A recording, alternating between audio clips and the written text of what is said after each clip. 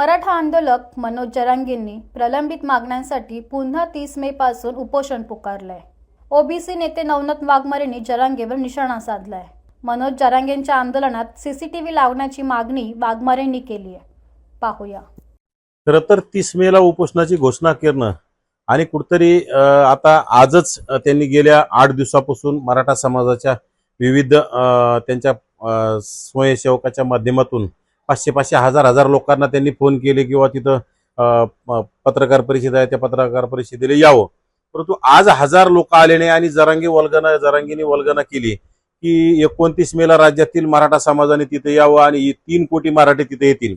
खरं तर किती खोटं बोलायचं आणि राज्यात खरं तर 3 कोटी मराठा समाज आहे का हे सुद्धा आपण राज्यात 13 कोटी टोटल समाज असताना त्यामध्ये मग ओबीसी एससी एसटी मुस्लिम सगळ्या समाज त्यामध्ये येतो आणि त्याच्यापैकी जर एकटा 3 आणि 5 कधी काही म्हणतो ते कधी 3 कोटी म्हणतो, कधी 6 कोटी म्हणतो, कधी 5 कोटी म्हणतो, कधी 7 कोटी म्हणतो, म्हणजे किती बिंडोक असणारा नेता, किती बिंडोक असणारं आंदोलन याचं एक उत्तम उदाहरण म्हणावं लागेल। आणि राहिला विषय आज बोलताना जरांगी बोलून गेला की तिथं कुठं ओबीसी आमचा मित्र असू शकत नाही, यांनी 80% जागा खाल्ल्या। त्या भिकारचोट मानसिकतेच्या माणसाला मला सांगायचंय 80% जागा कोणत्या ओबीसीनं खाल्ल्या? अरे भिकारचोटा गेल्या अनेक वर्षापासून तुम्हीच आमदार, तुम्हीच खासदार, तुम्हीच मंत्री, तुमचेच मुख्यमंत्री, साखर कारखाने तुमचे, दूध डेऱ्या तुमच्या, बँका तुमच्या आणि पूर्ण राज्याला तुम्ही लुटून खाल्लं आणि तरी सुद्धा तुम्ही आमच्या ओबीसीवर गरळ ओकांण्याशिवाय राहत नाही आणि पुन्हा ओबीसीनं 80% जागा खाल्ल्या म्हणता। अरे ओबीसी ज्या पदावर गेले ते गुणवत्तेनुसार गेले, तुमच्यासारख्या कुठेतरी घुसखोरी करून ओबीसी समाज कधी गेलेला नाही। ओबीसी समाजाने शिक्षण असेल, नोकऱ्यात असेल, ज्या ज्या जागा मिळवल्या त्या क्वालिटीनुसार आणि गुणवत्तेनुसार मिळवल्या। आपल्याला फक्त ओबीसीचं राजकीय अस्तित्व संपवण्यासाठी चाललेला हा खटाटोप आहे आणि विशेषतः हे आंदोलन तत्कालीन मुख्यमंत्री आणि आता राज्याचे उपमुख्यमंत्री असणारे एकनाथ शिंदेच्या आदेशानं, शरद पवारांच्या आदेशानं, कारण एकनाथ शिंदेचे अनेक मंत्री जरांगेला येऊन भेटतात आणि त्याच्यानंतरच हा 5वी नापास भिकारचोट जरांग्या आंदोलनाची भूमिका घेतो, आंदोलन सुरू करण्याची वल्गना करतो, आंदोलनाची तारीख देतो आणि जर मंत्री नाही भेटले तर मेल्यासारखा पडून राहतो, कारण की त्याला रसद देण्याचं काम, चावी देण्याचं काम तत्कालीन मुख्यमंत्री आणि राज्याचे सध्याचे उपमुख्यमंत्री असणारे एकनाथ शिंदेकडून होतं।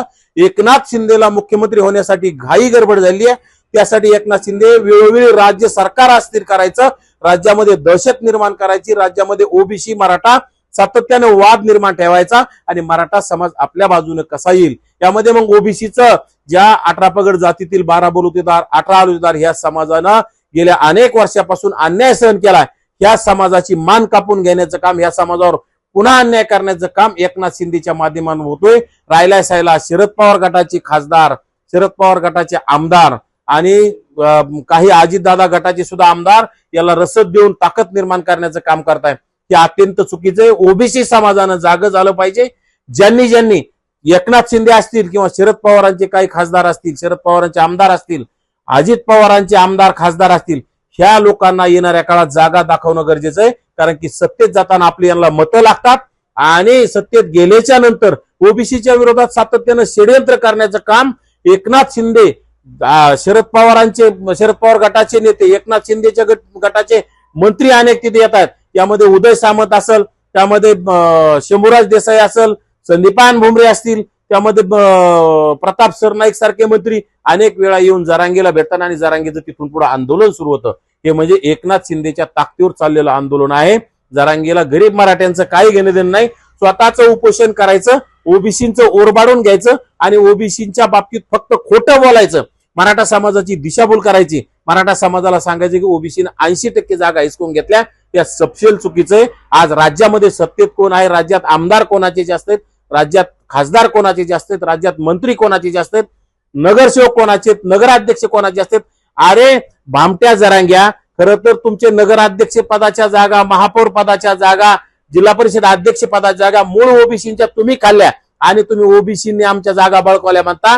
भिंडोक भिकारचोटा, तुला कळालं पाहिजे आपण काय बोलतोय काय नाही, परंतु फक्त वाद निर्माण करायचा, ओबीसी समाजाला अस्थिर करायचं, ओबीसी समाजाला भयभीत करण्याचा चाललेला हा षडयंत्र आहे।